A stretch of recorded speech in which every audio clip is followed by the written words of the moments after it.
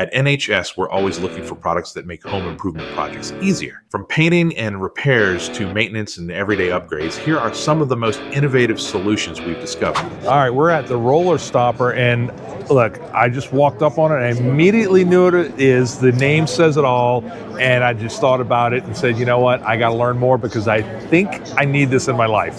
So Brett's going to tell us all about it. So this is a product I invented called the roller stopper. It's a simple thing. It attaches to your roller frame. Okay. It just clips on.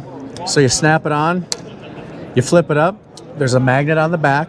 Okay. The magnet catches. It's got an adjustable tip, so you can change the margin on as you get to the top of the wall. So you roll it back, you get your pan on like you normally do. You flip it up, you go to your wall, and now the roller stopper does the job that you were worried about because it touches the ceiling for you. So you keep that momentum and your speed going without having to you worry don't have about to stop. Yeah, that's usually why I get a little rhythm going, or I think I got a rhythm going, and that momentum just carries me. And next thing you know, I'm like, all right, I got to go touch up that part of the ceiling. You don't have to think about it, and it's like set it and forget it, and you just go. So it really does speed up that process. So you can really go as tight as you really want there. You can go within like a quarter of an inch if you really wanted to. Yep, and I kind of say painter beware because eventually you're going to touch the ceiling because you're trying to get too close. Right. But if you set that margin, once you're done, you trust this, and you don't have to worry about this. And that just closes the gap of where you're going to be cutting in later on. So that's great. Yep. Okay. People cut in before, sometimes after. You paint up to that cut. How long has this been around? So this is new to the market. I'm the inventor. We're trying to present it to the masses. So it's something we do have in a few stores. You can buy it online at rollerstopper.com. Okay, so we can get it. It's online. So it's currently available. I'm excited actually about working with this. I got some paint projects that I've been really not looking forward to for exact reasons as you can see here. It's one of those things we don't love about painting. Yeah. So, all right. Well, great. Thank you very much, Brett. And thank you, good luck to you, man. All right. Appreciate it. Thank you. We're at MultiPail, and we're with the inventor, Carter Nelson. Yep. What are we looking at here with this 5-gallon bucket? Yeah, this is not so much a 5-gallon bucket as much as it is a tool. We have 6 features built into this bucket that a regular 5-gallon pail does not. Okay. Number 1, we have our dustpan built in, as you can see there. Love it. Makes sense. Totally. Number 2, a but standard that's what 9-inch caught roller. my attention. Yep. So it'll go all the way down to the bottom. You can tap your paint, get this all wet, get that excess paint off, and roll your wall. The third feature is a built-in pour spout, so you can actually have a nice and controlled pour rather than making a big mess on the side of a regular bucket. Our fourth feature, we elevated the floor so your fingertips have a much better area to grab onto when you're making a heavy pour. Our fifth feature, we have exterior as well as engraved interior measurement markings.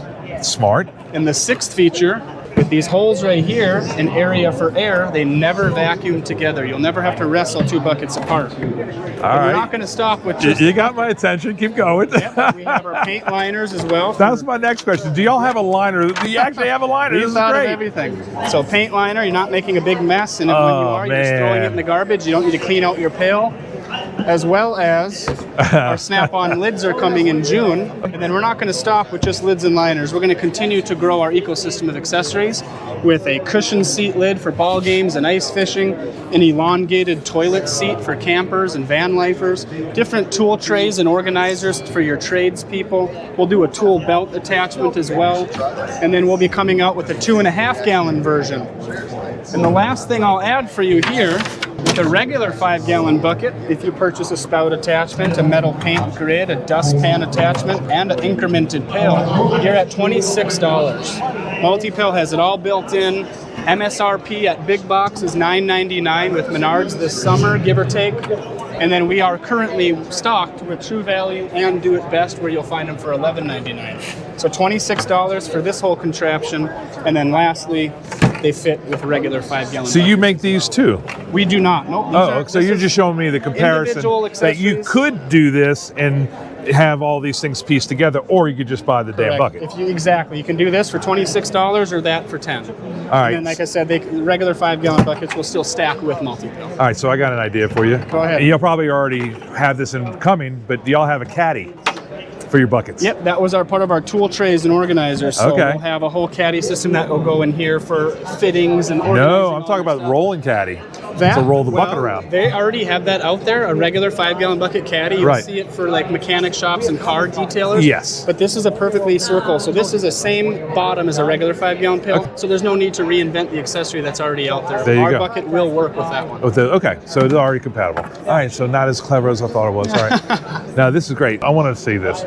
So I like the idea of just being able to take a 5-gallon bucket, that obviously lugging that around, but having just a little bit pour in here and not having that tray. But this tray, to be able to take my roller and simply just use this bucket right here and be able to move that whole tray around versus the whole bucket around versus moving a tray. That just makes sense. If With you're a doing paint tray, you continuously refill it because you run out. It can hold maybe 3/4 of a gallon. This will hold 3-4 gallons of paint very comfortably. You can paint for hours. Absolutely. Or at least an hour. Yeah. Right, so you can go halfway up and you're still not anywhere near this part of it, which is what you need to be able to get the excess paint off. And we've also eliminated the need for this. However, if someone really likes it, it does still fit in there. But again, there's no need for it. It really isn't. I really like this.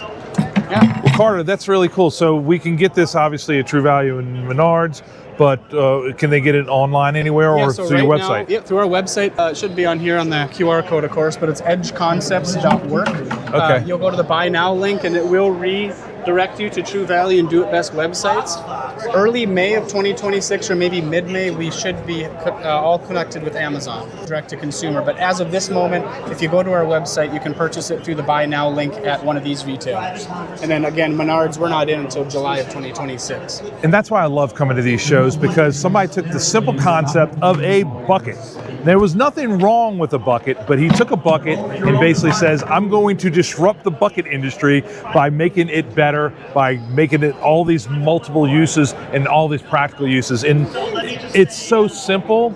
And like I said, I think this has the potential to be this standard with most buckets. Obviously, you still need regular buckets for shipping and other reasons, but for the purposes of everyday use in the garage, whether it be for painting or for your detailing garage, for car wash or whatever the case might be, this is a fantastic solution. I'm really glad about that. What else? The last thing I'll add is there's 400 million 5-gallon pails built every year in the world. Right. So there is no other option. Right now, you just have a circle 5-gallon bucket. So giving people another option. You have an option. And no one is free as your option, so I appreciate you creating this. You bet. Thank you so much. So we're at the Aeroplus Shaker booth, and I'm here with Nathan. Nathan, what did you create for us here? I got a tool that actually shakes up aerosol paint cans in about 30 seconds or less, and to the point where you can empty the can out without having to reshake it in between. Works really good with like heavier stuff like your Flex Seal, liquid plastic, stuff like that. Zolotone, which is a bed liner material. It's really nice for people that have a hard time shaking cans. Like your DIY people are mostly retired and stuff like that. Like my dad, he can't even shake a can, but he loves to do his stuff on his own. Sure. And it makes it just so he can shake it better than any young guy could, you know what I mean? Plus, it makes it so you can do big projects super fast. You can have somebody just sitting there mixing 2 cans of paint at a time, and it works really good. And for those taggers that have to run from the cops, you can get it. So I saw, as soon as I walked up, I see the reciprocating saw and I see the cans. I put 2 and 2 together. All right, I know what this is. Yep. This has got to be. So you have the attachment, you created this, and you can do either 2 cans or 1 can. Right. You've got the option to do either 2 or 1. You'll do either one just about the same. So you can do full-size sawzalls like this, or these mini hacksaws and whatever. It attaches literally to any brand. Okay. I haven't found a brand yet that it won't attach to. Now, you've done the homework on this. I haven't. Right. So without something like this, what's the recommended amount of time you should shake a paint can? They tell you to shake a paint can usually 1 minute or so, and then for every 10 seconds of spraying, shake it again for like 10 to 20 seconds. Okay. So you could be shaking it for 3 to 5 minutes of actual shaking time just to empty out 1 can. And but you do this the one time? You shake it for 30, 45, 40 seconds max. One time, do it in pulses of about 3 to 5 seconds at a time. You can do it upright, and I like to invert it. So why 3 or 4 seconds at a time? Just so you're not holding it wide open, because cans can get heavy and there's a little vibration to it, especially your bigger sawzalls have a lot of torque. So I understand you correctly. So once I've done this for 30 to 40 seconds, and I start spraying, do I have to come back and put it back into this little holster? No, you untake it out and you can empty that can. You could spray continuously and empty that can and get a lot more of the product out of it than Okay. you would shaking it just by hand every 10 seconds or whatever. So that's interesting. So I guess in certain circumstances, I guess I would still have to shake it. I have to put this to the test to see. Yeah, you wouldn't have to shake it again. You could empty that can. All right, can you walk me through how you came about inventing this? How I came about it was I'd been in an accident in a truck and I was working on fixing it, and I was trying to touch up the paint on it. And I wanted it to look good because they do make aerosol automotive paints that work really well if you can get them shook up. No, I couldn't. I kept getting fish eyes and everything. Couldn't get an honest stream out of it. So I finally just actually grabbed a can and tried a few different things. Didn't work. I ended up putting it onto a Sawzall blade with the pipe clamp. Okay. And I shook it for, I don't know, 20, 30 seconds. And then I just took it out and just sprayed it. And it was night and day different. So I was like, huh. So I put it back on and did it for another 30 seconds and then emptied that can. Okay. Uniform spray all the way. It was born out of necessity, essentially, and you created this, and then you probably started looking around and saying, all right, somebody clearly has thought of this. Right. It's got to exist and nowhere to be found. This is actually fully patented. I got a utility patent on it. And in the prior art, there's no other attachments to a Sawzall that makes aerosol paint cans. There's a couple on the market, but they're not patented or anything yet that I know of. So they're not in the prior art. This is ndkplus.com. Now, we haven't gone full production on these just yet, so this is still earlier on. So hopefully within the next couple weeks, couple months, we'll start seeing a little bit more mass production where people can start buying these on your website. Correct. Well, hopefully we'll be seeing this on every paint aisle at all of our major box stores in the near future. Right. That's the idea anyway, but thanks for being here and sharing this with us. This is a great product. Thanks. So a RotoShovel. Okay, I'm assuming this is some kind of a self-digging BILTBAYOU channel auger type shovel, but we're going to find out. scan. We're going to talk to Rick. Rick, what is the RotoShovel? The RotoShovel is an automatic handheld shovel with an auger. The shovel keeps it in place while you dig into the ground. So the soil goes out in front of you. It keeps the hole very clean, and you can dig up to a 3-inch diameter and up to 9 inches deep. Okay. Very clean hole. It's got a 2-hour battery life. You're going to run out of bulbs before you run out of battery. It's got a low speed, high torque, 300 RPM mode, and it has a high speed, high torque. It'll really shake the soil out of the hole. And what scenario would we use the high speed? The high speed would be just to carve up the garden and till the soil and really ream out a hole. So if you want to put a 5-gallon bucket in or a little tree and you want to ream out the hole, you're not digging with a shovel and scooping. This thing will till the dirt. It's kind of like carving a turkey, but in the garden. And like I see the measurements on the inside there, so you know what depth you're hitting. Yep, you have the depth gauge down to 8 inches, a 2.5-inch auger to go about 8 inches deep. And it really cuts through anything. It's a very sharp auger, and this will go right through turf. So you could dig a hole right in the middle of the yard and do irrigation or a small post. It's easy to clean. It's water resistant, has a collet to pull out the bit if you need to ever replace it. It has a tool and a tool to tighten or taking off the shield to clean it. Yeah, it comes with 1 battery at RotoShovel.com or a 2-battery kit. And retail is $119.99 for the 1 battery and $154.99 for the 2-battery unit. That's not bad at all. No. RotoShovel.com. Well, look, I don't like to do much gardening, but there are a lot of people that do. But just to take some of the, I'm sure the fun part of gardening is not the digging part. So if they can be more efficient and get to the fun stuff of actually planning what they were really wanting to do in the first place, it brings a little bit more joy to the experience, I would imagine. Yeah, when those bulbs come up magically out of the ground, it's a beautiful sight. Yes, very rewarding. So you market this to DIYers, to professional gardeners? Do they use Some of them, yeah. The difference is if you have an auger and a drill, you're going to burn up your good drill, and it could twist your wrists and really hurt your bones. So this thing won't hurt your bone because it holds you into the soil and it won't twist your wrists. Great. And that's the benefit of the RotoShovel. All right. Well, Rick, where can people find this? At RotoShovel.com or Amazon.com. So you can get this on Amazon or directly from your website. That's fantastic. Well, thank you so much for showing me the RotoShovel. This is a cool little product you got here. All right. Thank you, Rufus. Jesse, what is Magic Crack Filler. You got my attention. Yeah, so Magic Crack Filler is a concrete crack filler. It's 3 US patents. It's very original. If you have cracks in your front yard, backyard, driveway, garage, basement, wherever you have cracks, that's a before and after. I'll show you how easy it is to use. You clean out your crack, then you're gonna pour it in there just like that. You wanna make sure it gets all the way down to the bottom of the crack. Most epoxy, most stuff does not get down to the bottom of the crack. And as we know, every time it rains and water gets down there, it makes the crack bigger. So easy to use. I put it in just like that.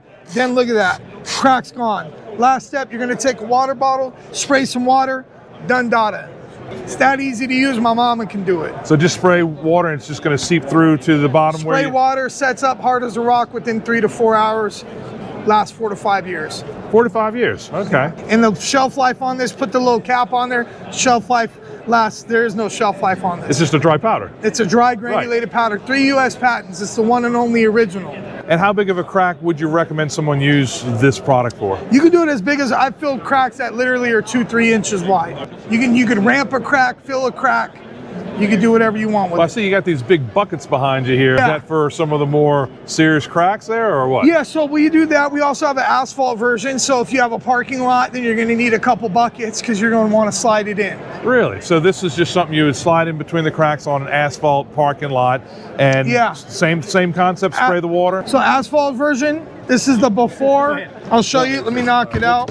That's the before. Okay. Slides in just like that. We've done entire parking lots, school districts. Slides in just like that. Same thing. You can use a mallet to make sure it gets down to the bottom. Put it in, spray it on. It's a wrap. Oh, that's a pretty easy solution to where Game you. changer. Yeah, I mean, usually in asphalt parking lots, you have a lot of the tar that they'll throw in there. But it's all kind of ugly, sticky. It's gooky. It doesn't Right. get down to the bottom. This gets down to the bottom. It's 95 on the grid, so it gets all the way down to the bottom and sets up on the bottom. So asphalt moves a lot. All right. So you gotta understand, once the asphalt moves and the tar cracks and it rains, the water gets to the subgrade. Even if the asphalt moves in a small little crack, it's all surface level. Right. And you can go back over it. Now you said 4 to 5 years. Should we expect within 4 to 5 years to have to reapply this? Yeah. Well, no, I'm just saying, Yeah, it's affordable. so it's not necessarily something that's a permanent solution. Anybody tells you that something's a permanent solution, That's they're a what I say. liar. Everything's biodegradable. They're You a just got to liar be and a patient. fat mouth. Yeah. Yeah, Yeah. especially with asphalt and concrete. There you go. Yeah. Hey, look, concrete cracks, and that's just the The only reality. thing that's permanent is death and taxes. Well, as I like to say, it doesn't have to last a lifetime. It just has to last my lifetime. So, Yeah, there we go. right, That's buddy. good. All right, thank you. you bet. ShuBug insect repellent, and we have Chase here. It's Chase. What's up, guys? All right, so I'm walking by, I'm like, okay, another bug spray. What is your differentiator that sets you apart from all the rest of the insect repellents on the market? For sure, yeah. So right here, our blue bottle and our tan bottle, these are our flagship products right here, both natural ingredients. What really sets us apart is our base ingredient in these. So pretty much all the naturals on the market use a soybean oil base. Soybean's a crop that has to be dead in order to harvest it. And what those companies do is they spray it with glyphosate. Glyphosate's found to be cancerous, it's found in Roundup, so it's a little contradictory when you're spraying it on your body and your largest organ being your skin. So we made something clean. We use coconut oil in ours and water, so it's super light, and we call this one our clean mist formula. You can see how light it is, doesn't smell bad. Spray a little bit on me? Yeah, I got you. Smells good. It actually doesn't. It smells a little bit like a not too offensive lemon pledge. For sure, yeah. It's moisturizing as well. And a little happy accident with the coconut oil base. Coconut oil actually has repellent agencies in it as well. Okay. It creates a surface barrier between your skin and the bugs. So essentially when they land on your skin, they don't like the coconut oil, they fly away. It's due to a fatty amino chain in coconuts called lauric acid. Okay. So it makes us the longest lasting natural on the market at 12 hours. Second best on the market being 8 hours. So we take a lot of pride into it. It's clean, it works good. And yeah, we're disrupting the industry. So it's pretty just good. not a preferred scent that the mosquitoes prefer to land on. So if you have it on and your buddy doesn't, it kind of reminds me of a joke, says, I don't have to be faster than the bear, I just got to be faster than you. Exactly. So, yeah. so if I have the repellent, all the mosquitoes are going to you. No, I'll share it with my buddy. But no, so what is the active ingredient though? I mean, I know DEET is typically what we see in off and other products like that. Yeah. What do you all have other than a strong smell? The active ingredient in here as well is geraniol. Geraniol is a scent barrier. So coconut oil is going to be your surface barrier, and geraniol is a scent barrier. It's derived from the plant geranium, very natural. So geraniol is the scent barrier. Coconut oil is going to be the surface barrier. So you have dual protection there. Okay. A lot of naturals on the market, they just have the scent protection with geraniol. It is a pretty common natural ingredient, but ours, we have the dual protection there. And what's this product right here? And this is... so that's going to be our new ShuBug candle. It comes in a 9-ounce can. Great for camping, on the back patio, by the pool. Let me smell this. A lot of the companies use just citronella in their candles. We added geraniol in there. We know the effects with our naturals. It works great as a scent barrier, so we're like, why wouldn't we add it? And we're seeing a lot better results with that. And like I said, great for camping, by the pool, in the backyard. Now I see you got some for kids. Why not use the regular stuff on the kids? So I'm gonna get a little secret to you guys right now. They're the exact same ingredients and formula. We just like to market it better. A lot of our retailers like Target and Walmart, they were saying, we need a kids product, we need a kids product. We're like, all right, well this is safe enough for anyone. So we're like, let's just put it in kids packaging. So yeah, it's safe for the whole family. Hence the kids and family tagline right there. And then what about the active? Is it the same thing? So our active, that's gonna be pretty much our DEET alternative. We hate DEET, kills wildlife, takes the paint off your car. A lot of bad stuff coming out about it. So in our low toxicity synthetic, we use a picaridin blend. So picaridin is actually derived from pepper plants. Just the way it's derived makes it quote unquote man-made. This used to be my favorite until we came out with this. But what's really cool about our active line is that it repels ticks as well. So for those guys going in the deep woods or back east, Midwest, luckily us Californians don't really got to deal with it too much, but people love this stuff. Another cool little fact here, it actually repels no-see-ums as well. Those little ankle biters, can't even see them, hence no-see-ums, repels those up to 8 hours as well. The main thing for me is that we use this as a precautionary thing. We know we're going to be spending time outside. I want something that's not going to smell. I don't like the way the name brand stuff, the ones that we all have in our pantry and our cabinets, I don't like the way I smell when I'm spraying that stuff all over me. And it's almost like when you're spraying, you're getting that mist in your mouth. You're like, oh my God, that's like going on my skin. And you're absolutely right. Your skin is your largest organ. So it absorbs. So especially with DEET, you're putting poison on your skin. So yes, you know, you're keeping the bugs away, but at what cost really? Exactly. So I'm with you there. Now what's this last thing right here, this oops thing? Yeah, so that's our little oops pen we came out with. So if you didn't use ShuBug, oops, I got some bites. So this thing's kind of like your, if you're going to play bingo, it's like your little dopper. So shake it up, it's got some liquid in there. If you get a bite on your hand, your ankle, your arm, it's got 10% benzocaine in it. So it's gonna relieve all that itching, the swelling, the redness. Works great, available Walmart, Target, wherever. It's amazing. So this is proactive, this is reactive. Yes, sir. Gotcha. Yep. All right, well, I appreciate it, Chase. Thank you for spending some time explaining the product. And and we can find this, you said at Target, of course, but what other we're places? In all Targets, all Walmarts, all Tractor Supplies, Meyer Grocery, Academy Sports, Ace Hardware, Do It Best, Amazon.com, ShuBug.com. There you go. 12,000 doors nationwide. So Smart BioHemp, wood protection. So Tim, tell us, what are we looking at here? What is this product?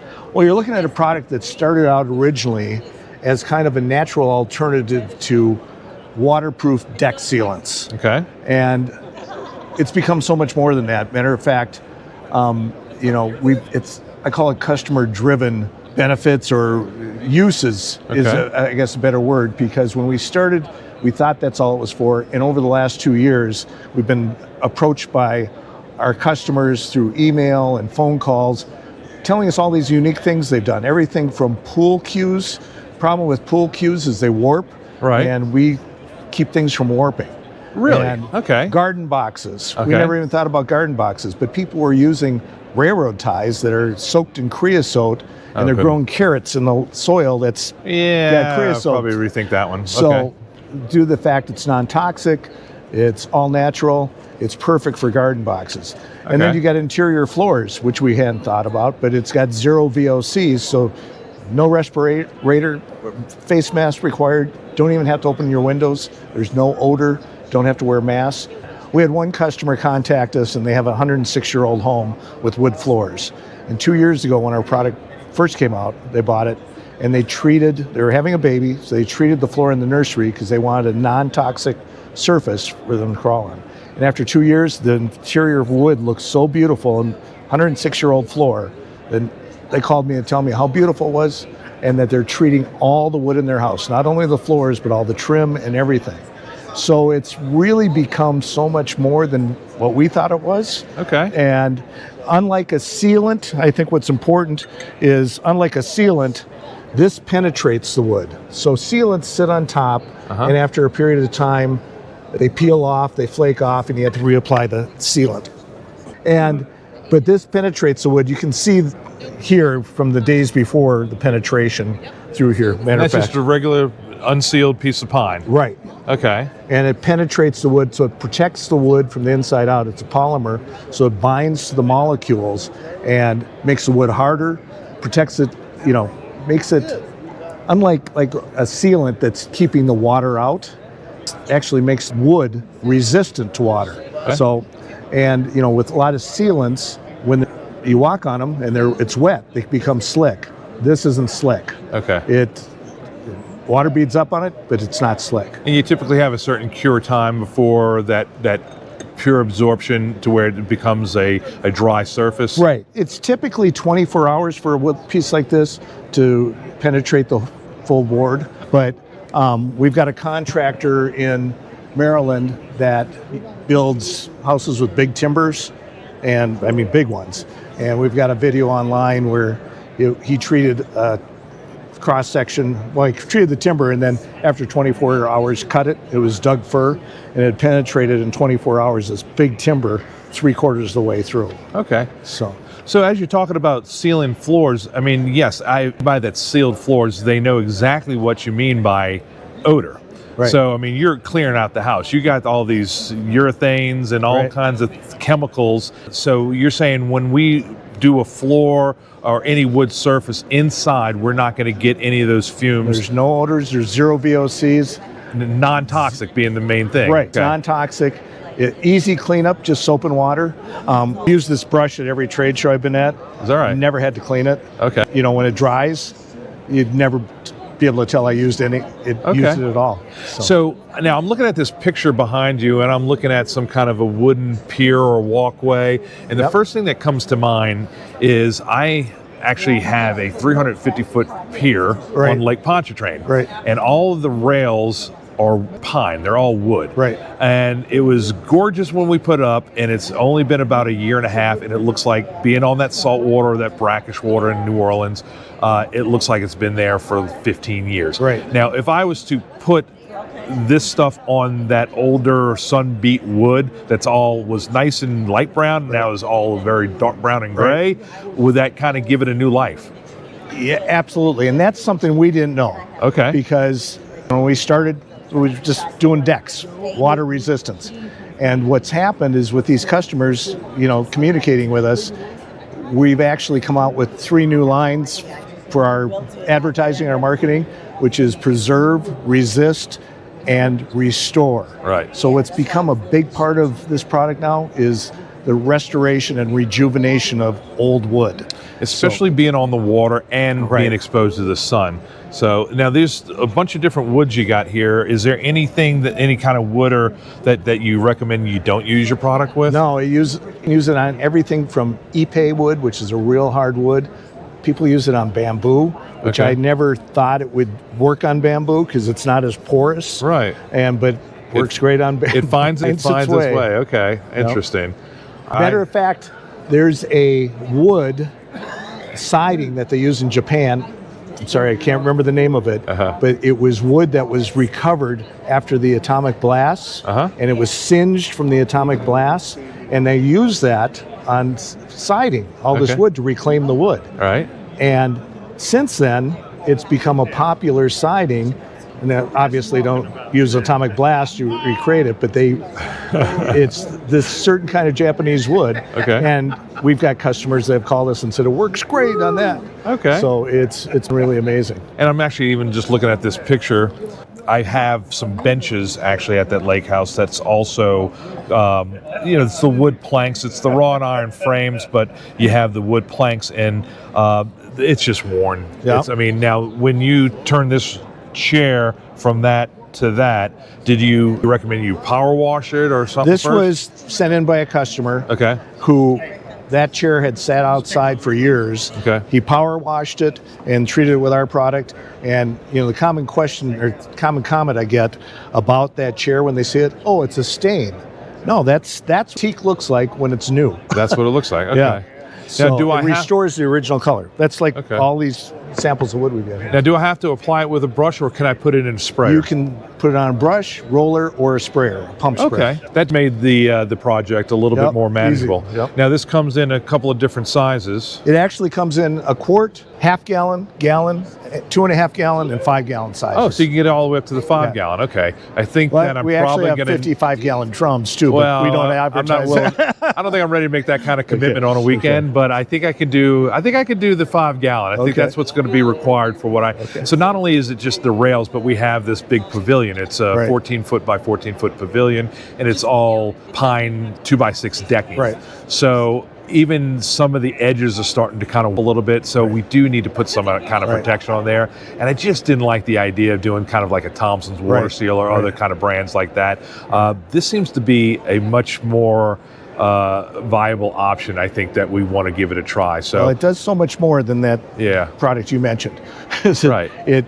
It will help prevent the warping. Well, it's not just about sealing, it's about preserving it. And I think that's the thing. We want to give it new life and extended life. Using on that pier, you're safe with all the marine life and everything. You're right. That is an afterthought that I probably shouldn't neglect that. So that's the stuff that drips into the water. You spill a little in the water, the stuff that drips into the water, I do need to be a responsible citizen and make sure that I'm not killing the fishies, especially the ones that I like to catch. So there we go.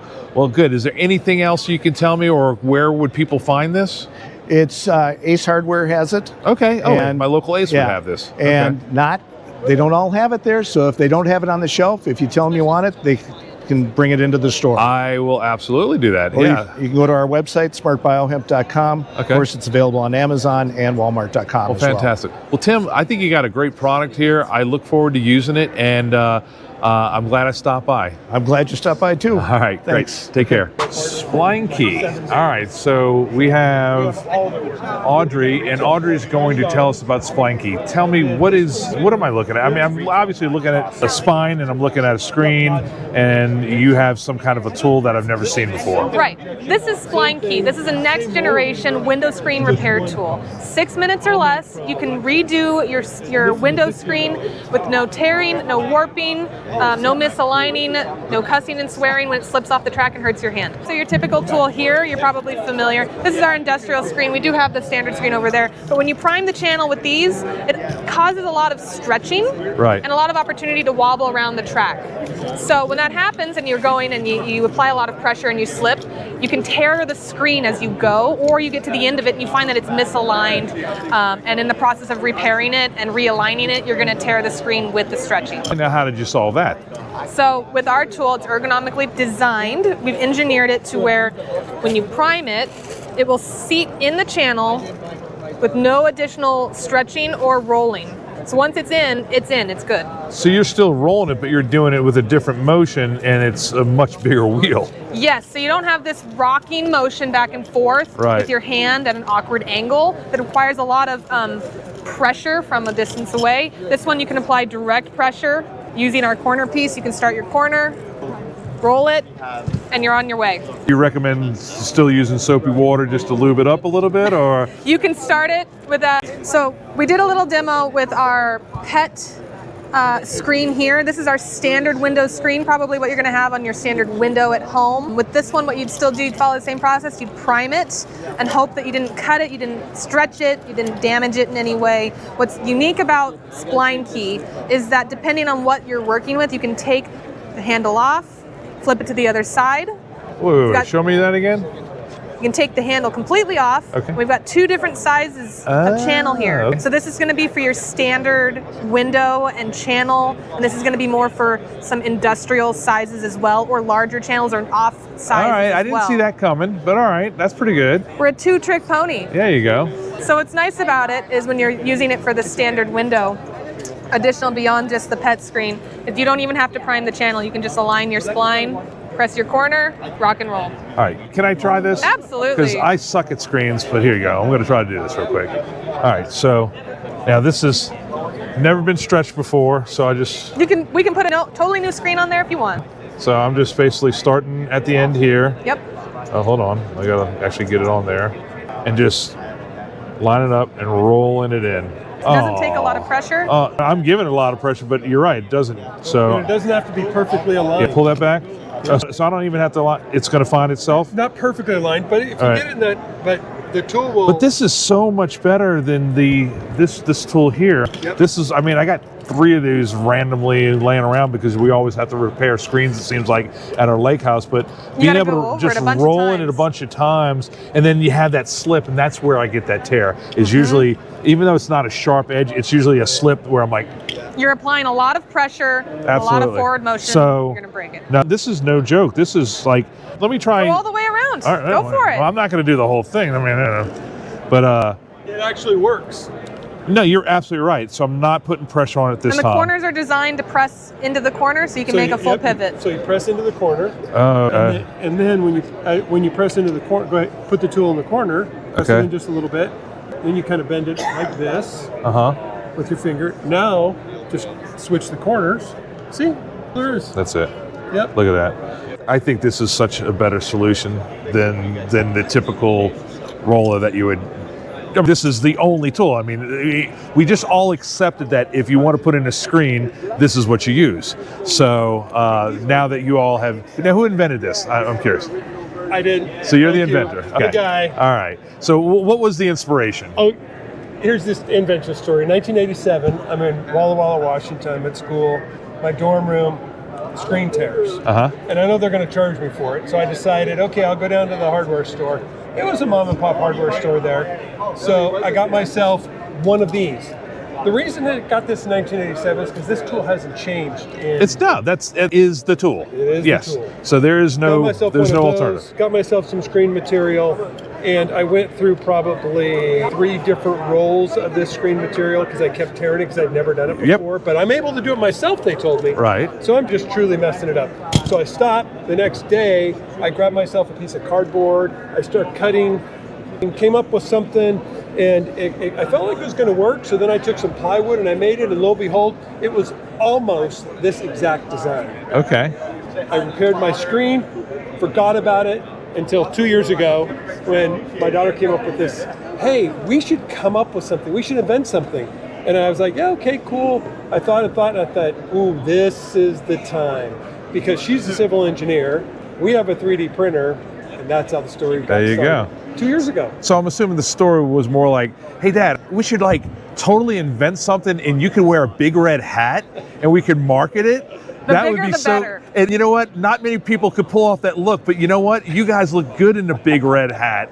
You know, amazingly, you pull it off. I don't know. I don't think I could work that 2026 look, fashion. So we can get this. This is on the market now. We can. Where can we find this? Go to the website, SplynKey.com. SplynKey.com. Yep. Okay. You can buy it today. Just the same way it's spelled. .com. Okay. Yeah. Look, I have a lake house that underneath the house has a screened-in porch, and it's inevitable. We get the high winds.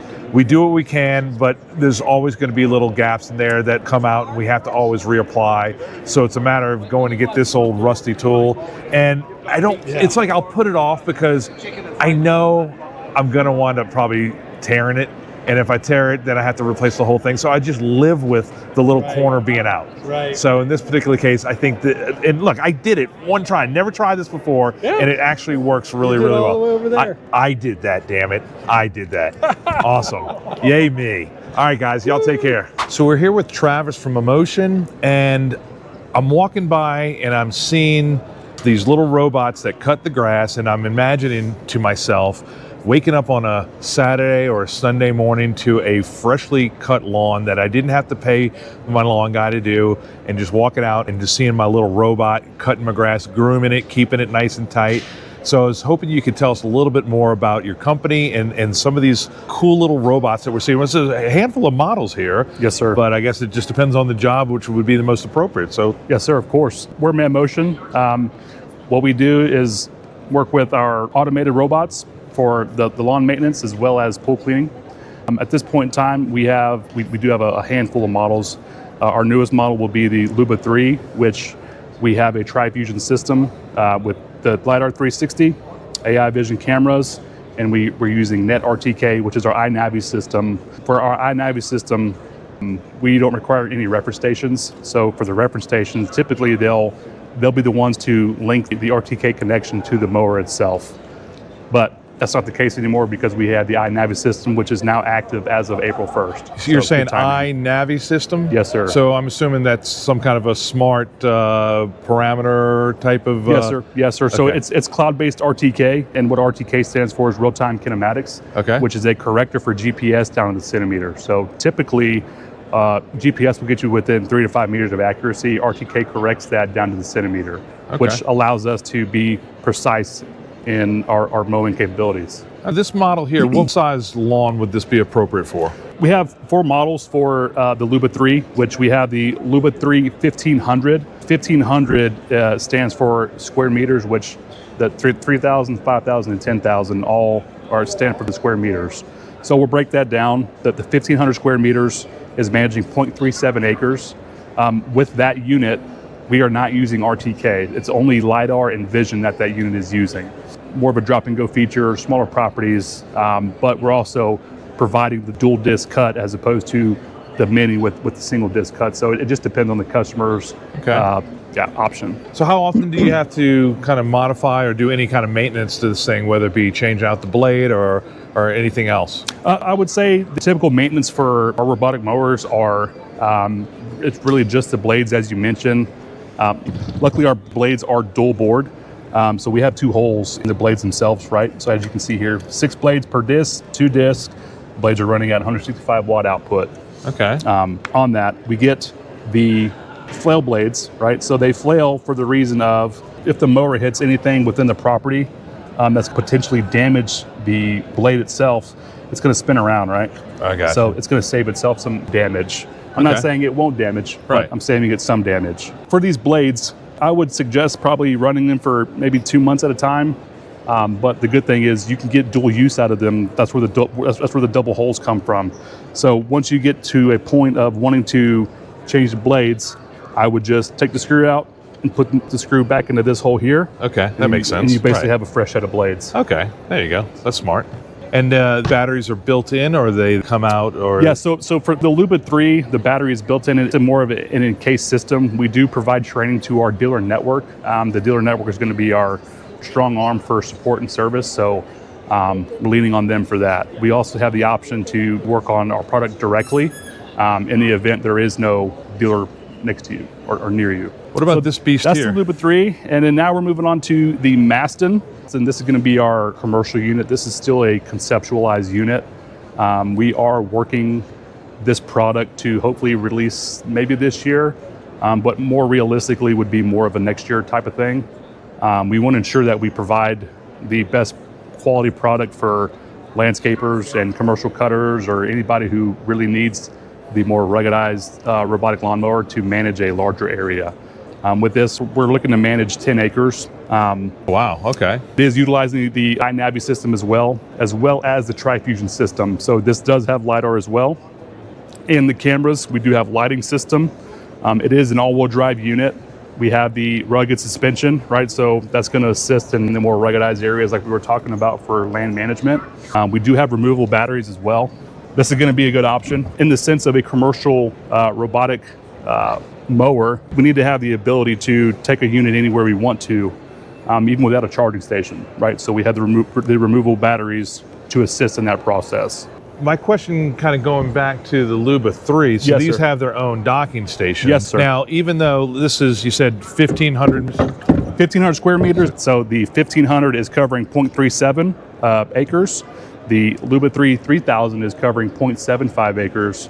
The Luba 3 5000 is covering 1.25 acres, and the 10,000 is covering up to 3 acres. Okay. Even if we had a full acre and we wanted to use the 1,500, couldn't it just go and charge itself and just start over where it left off? So I really wish that was the case, but we are mapping memory within the system itself. It's kind of locked at max amount.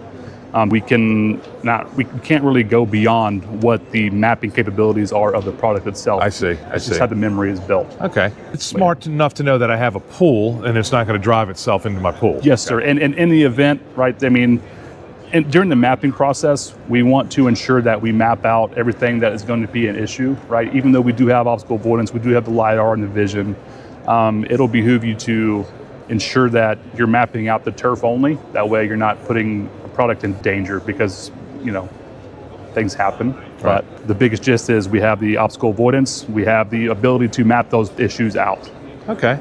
Other than the edging and weed eating that I have to do for my lawn, I could pretty much say I could replace my lawn cutting service and this will more or less pay for itself over time. Would you say it's a fair statement? Fair statement. No, definitely. So I think for robotic lawnmowers, what we're trying to aim for is to manage the majority of the lawn, while in doing that, we're also saving time, which allows the customer or the landscaper to go about their processes of string trimming, doing all the cleanup work that comes with that job, or as a consumer, just trying to clean up their property. Typically, it'll take you, 2 hours to cut your grass, plus you got to get off the mower, you got to do all the trim work, then you got to blow, and then you got to do all these different things.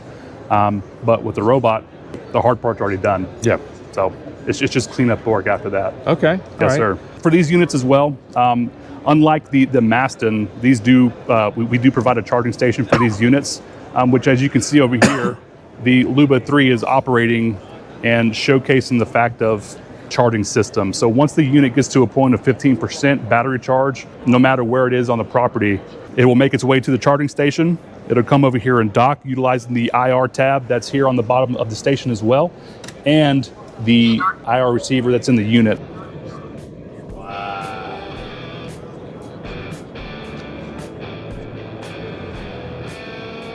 80-degree slope.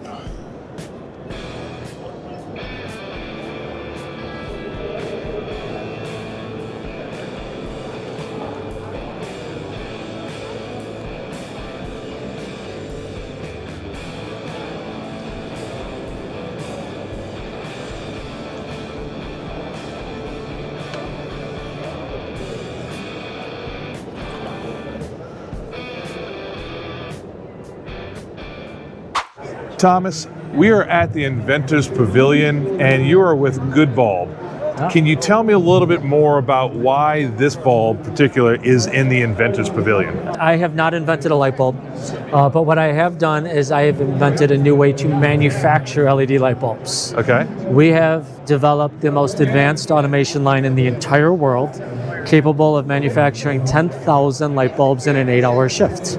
Right? What makes Goodbulb special is that we focus on quality drivers, quality components, and the company was founded for a purpose. Part of every sale is used to provide solar lanterns to families who live without electricity. This is why we sell light bulbs. Why we manufacture light bulbs is so that we can control the quality. So I can make sure every time you flip a switch, you don't have to worry about if that light's going to turn on or off. Now this is a smart bulb, right? No. This is not a smart bulb. Okay. This is a light bulb you turn on, you turn off. It is fully dimmable, high color accuracy, and long life LEDs. So what makes this light bulb different than some other LED bulb that I would be getting off the shelf at my favorite home store? The biggest difference is that it's actually made in America. The other difference is that the quality and the components that are used inside of my bulb So other bulbs aren't made in America? No, this is the only light bulb made in America. Okay, Yep. so there you go. So, and I see your patriotic lanyard there. So there you go. So you're representing. All right. So you're making these things a lot more efficiently, and you're making these at a better quality. Now, one could argue that making a really good light bulb is just a bad business model. They could. There's we were just talking about the light bulb that's been burning for 100 years. Which is the millennial bulb in California, right? Yes, it's in a California firehouse. There you go. It's actually, they videotape it, and there's a monitor. People watch it all day. So we know that they can make light bulbs to last over 100 years. They can. We just choose not to, because, well, not we, but the manufacturers of light bulbs, they said, hey, if we make something too good, we won't sell a lot of it. People won't need to replace it, so they give us really crappy light bulbs. But you're not part of that cartel of making crappy light bulbs, right? So you're making a good light bulb, and this is going to live up to what you say it does? Absolutely will. Okay. No, for 100 years, light bulbs have been manufactured to fail. And we are actually making a light bulb to last. And what people don't realize is there are billions and billions of sockets in America alone that use this light bulb. Yes. Right? There will always be sockets to fill. There's always buildings going up. I never have to worry about making a crap product so people have to buy it again. There you go. You know? Well, that's true. That's true. It's not like we're needing less and less of them. There is always going to be a socket that needs to be filled. Now, what is the claim on these bulbs? How many hours would are we supposed to expect from Goodbulb? From day one, it's a 25,000 hour lamp with a high 90 plus CRI, as well as a rough service design. We use a copper brass base, which actually it prevents corrosion inside of a socket. Like my bulb will last so long that we don't want it to corrode in a socket. So you said something that a lot of the audience won't recognize, a 90 plus CRI. Color rendering index is very important with bulbs because you want to be able to have the true colors of the things in your home come out. Most of these other light bulbs are around, would say around 80 to 85, I would imagine, right? So you're just not getting that true color pop. But these, so that's good to know, because you don't really see a whole lot of 90 plus bulbs. You have a lot of 90 plus fixtures, but not so much the bulbs. So that's really good. So people need to pay attention to that. There is a difference. And it doesn't only affect color. Of course, the high CRI makes colors pop. When you see things, they look the way they're supposed to look. Exactly. But it's better on the eyes, right? Because LEDs and lighting, it could be eye strain, headaches, glare. Garbage, low CRI bulbs, they're harder on the eyes. And you have different temperatures of these, so these go anywhere from 2700 Kelvin to what? To get started manufacturing, we're making a 2700 Kelvin, a 3000, and a 5000. But we will be introducing the 4000 and other colors as we go. Right. So 2700 to 3000 is the temperature you typically want to use in a bedroom or a living room area. It is softer on the eyes, but as you get to more of the cooler lights of the 5000, that's great for a garage and different outdoor spaces, because it's supposed to mimic more of a daylight, I would. Yeah. People will love to know that we actually still have incandescent light bulbs. Those are not made in America. And an incandescent light bulb has 100 CRI. It's the perfect quality of light. Right. But this is a 60 watt incandescent light bulb that we still supply businesses and homeowners all over the country. So y'all are actually making incandescent bulbs? I import incandescent bulbs. Oh, okay, import. But you have them. That's the thing. So I'm one of the last companies in the country that still have them. I'm at the major home store. We're getting ready for a freeze, and what we would typically do is we would plug in an incandescent bulb into a fixture to keep certain pipes in closets and stuff like that from getting to... You need the heat. You need the heat. Yeah. And I'm looking at throughout the entire aisle, and I am not finding incandescent anywhere. I'm like, you're kidding me. So they phased them out completely. So that's good to know you can still get an incandescent bulb when needed. So no, phasing out incandescent was a huge mistake, because people still need choice. There are still sockets and there's applications where you need incandescent. And it was important for us to give consumers that choice. There you go. Well, Thomas, I really appreciate your time. Is there anything else you want us to know about Goodbulb, or where to even find it? Goodbulb.com. I've got a great team of inside sales reps, and hopefully you see them in a retail store one day soon. And it's made in America, so made in America. Don't be a schmuck, buy US. All right, cool. That wraps up part one of our product showcase. Be sure to check out parts 2 and 3, where we'll explore contractor-grade tools, job site solutions, and some of the most innovative products we've discovered. Thanks for joining us, and we'll see you next time.